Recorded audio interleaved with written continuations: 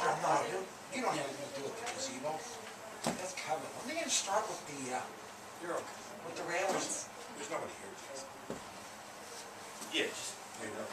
just not talk about those other issues now, or? No. Yeah.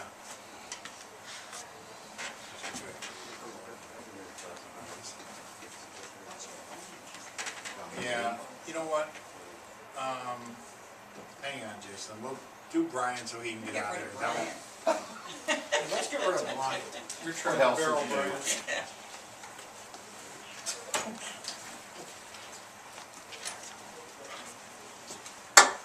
Oh, do you have Pat too? Yes.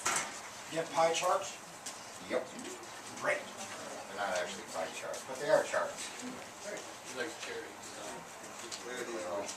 There are more formal. Thank you. Here, you don't want this? No, I don't. Oh, you need one? Yeah. Thanks. Janice? Oh, thank you. Carl? Ron? It's one of them things, it's the ugly truth, you really need this. I have the formal ones too, that I'll leave with you. Okay. Liability insurance, property and liability insurance renewal is Wednesday. This was not a bid year. We normally bid it out once every 3 years. That's kind of the rule of thumb unless there's some major changes in the market or major changes, in your renewal rates. Now, next year, we may be jumping the gun a year sooner because the market is hardening. Even though you see the stock market going up, the insurance industry has been taking a beating, which equates to a hardening market.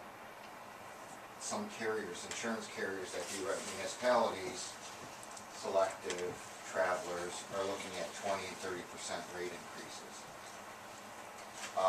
As you see, the bottom line here, I thought we did pretty good, given some of the claims activity that we had this year, where we were able to maintain. We actually slightly lowered some of the rates, but for all intents and purposes, it remained the same. So I was pleased with that negotiation. So I did not think that going out for quotes was advantageous at this time. Let's hold it for next year, because you don't want to go year after year to the insurance industry. They're going to see it after a couple times and say, we're not going to waste our time on this. You want to give them a true opportunity when the opportunity arises. That way they'll put their best foot forward. So, Houston Casualty is the insurance company as expiring. They did not bring up the sidewalk issue at renewal. Been holding them off for 3 years now. Can you hold them up for number 3? Maybe. 3 decades or 3? Yeah. As long as I'm here. It wasn't even brought about in their proposal to us. They've been after us since the beginning to get a sidewalk ordinance in place, and they've kind of been straight up with it. Pretty effectively, I might Yes, say. I guess so. But we've done some studies on it. The mayor did some casework on some of the wording throughout the state, what other municipalities do. You really, in terms of sidewalk claims, the benefit is that we really didn't have a hell of a lot. I think the total amount over a 5-year period was up 17,000 in sidewalk claims, which isn't too bad, honestly. It's because Jason's repairing them all. Trying to. Only in the 4th floor, it seems. Wow. Yeah, Well, and if you get those fees taken care of. that's true. We got a It's- problem with the 4th floor? Yes. Problem with the 4th floor? Yeah, The second Guys word's get a good everything. word in the city. yeah. Really only ones that are going up common sense is to see that. You're the lowest. Brian, what is terrorism coverage? I don't remember what, I mean, what do they actually, There's If some here it's tonight. certified terrorist, Yeah, well, we don't need it, we have that. We don't if need any coverage. These guys are all experienced with weapons. if a federally certified act of terrorism occurs in the city, at a city facility, that's the coverage for it. What happened? But that coverage, based on 9/11, is that the insurance companies were kind of forced by the federal government to establish this, pay for those claims for 9/11. In return, the insurance companies were allowed to collect money in a premium for terrorism coverage.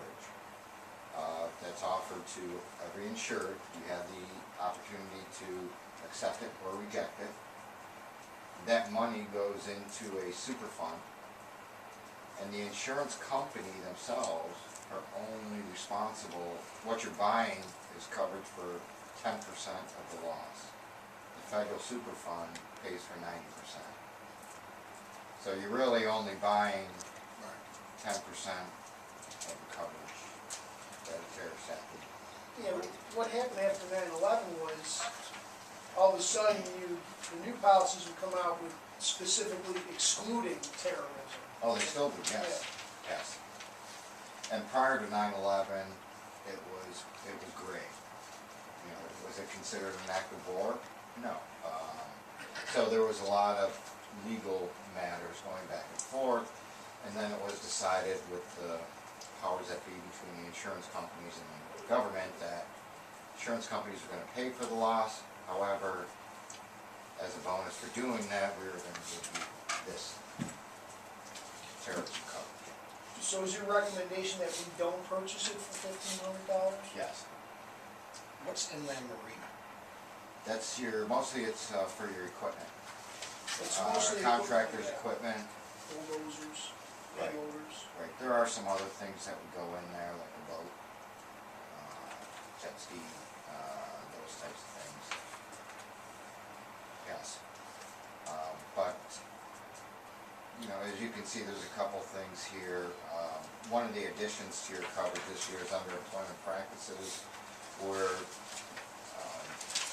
part of the program that I've negotiated with Houston Casualty for all of my clients is for non-monetary damages, coverage for non-monetary damages.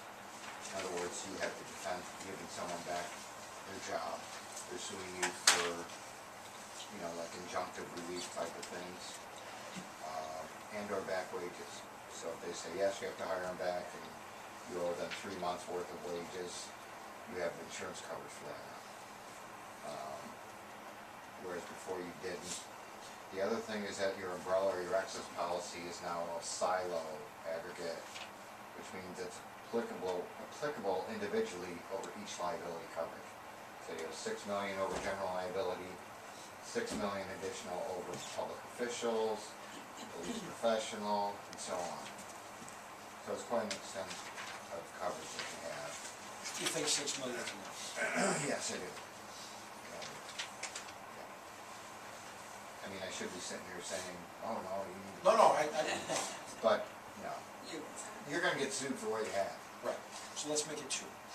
Well, there are certain, with the police department and fire department, I recommend no less than 5. And 5 million in umbrella coverages. Your crime, I just outlined what coverage you had there. There is an optional quote for supplemental spousal liability under the auto coverage. That's if you allow, you know, if you have, you know, city-owned vehicles that go home with a supervisor or something, and maybe you allow the spouse to drive that, this would be covered for that.